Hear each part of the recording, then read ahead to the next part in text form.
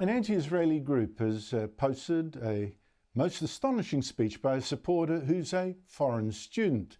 And this speech challenges a common excuse for flooding our universities with 800,000 students from overseas. You know, all these students are going to love us, and when they go home, they'll get great jobs, they'll help us. So it's a net.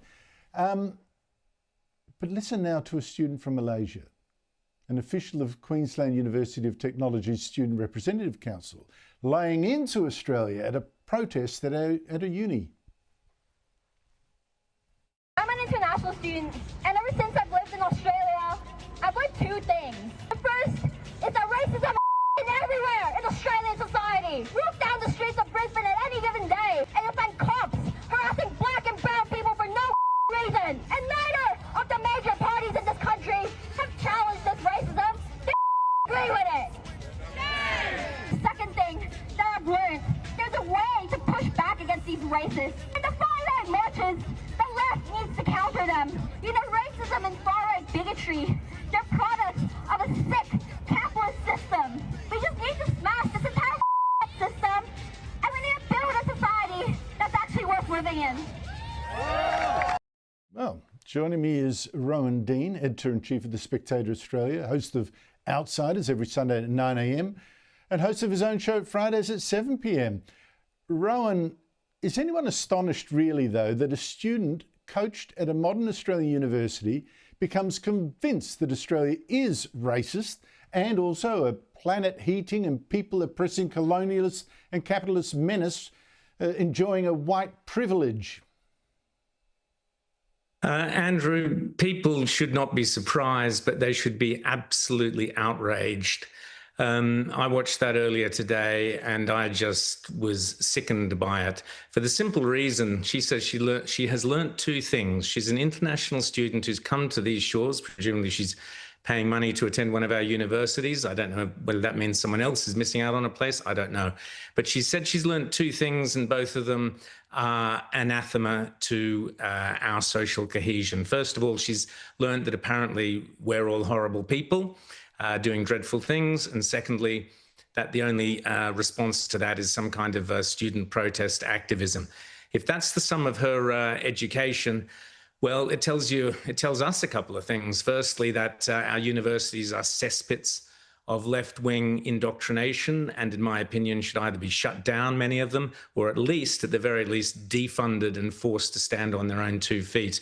Why the taxpayer should be paying for people to be taught how dreadful we are, and to be taught that they should be activists against us, in other words, blocking our streets, stopping our bridges, people being able to go over them, and disrupting daily life.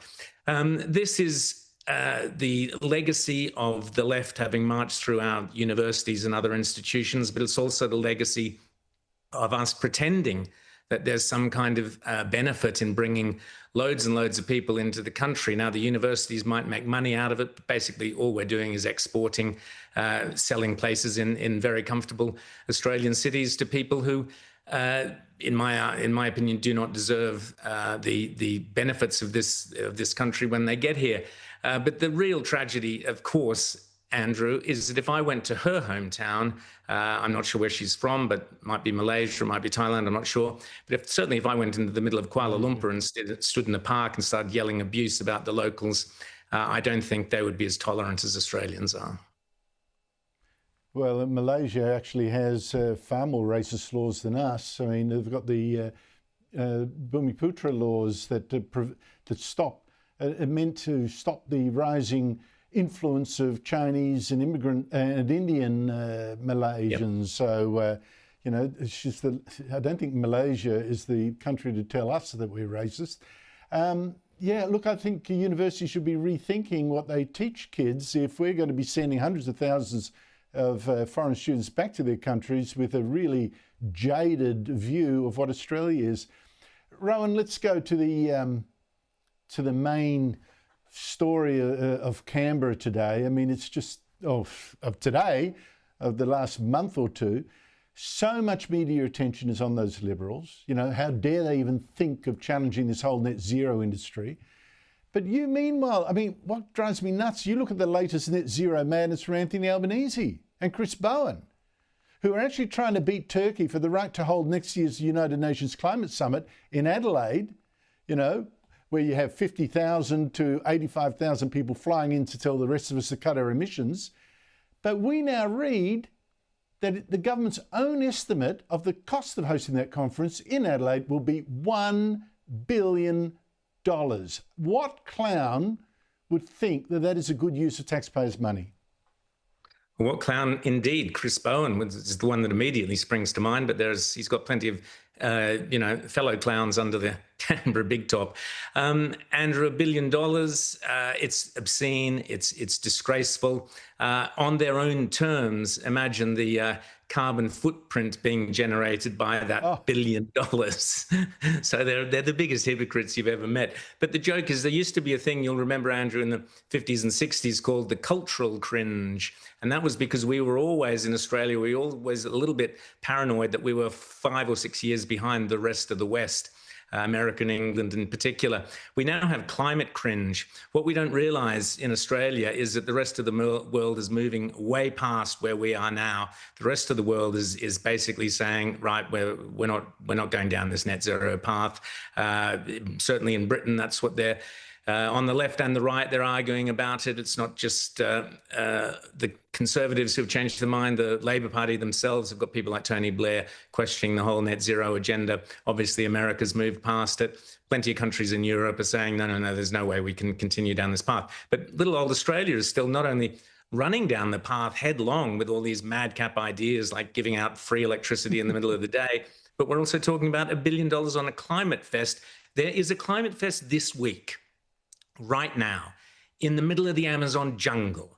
These characters, these climate cultists, bulldozed several kilometers of the Amazon jungle in order to build a road so that the limos and the swanky elites could get to their conference centres in comfort without having to go down bumpy old dirt roads or rub shoulders with the indigenous people who live there. This is the biggest scam of all time, the climate cult. We don't need it in Australia. We certainly don't need COP31 in Australia. And Adelaide does not deserve to have so many of these hypocrites wandering around their city for a week or however long it's going to be.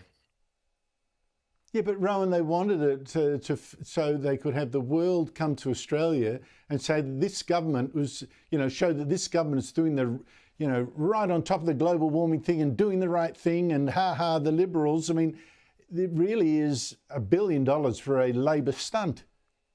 Absolutely, 100%. Yeah, and this is Chris Bowen's great dream. Let's have COP 20 or 31 or whatever. That puts him on the international stage. He's been to several of these COP things, and this is it's the same as Penny Wong with the United Nations. The Labor Party lot are more interested not in their fellow Australians, not in looking after the well-being of the Australian economy and our kids' future prosperity. They're interested in their own future jobs on the elitist global climate network. That's what they're after. That is so true. Rowan Dean, thank you so much for your time.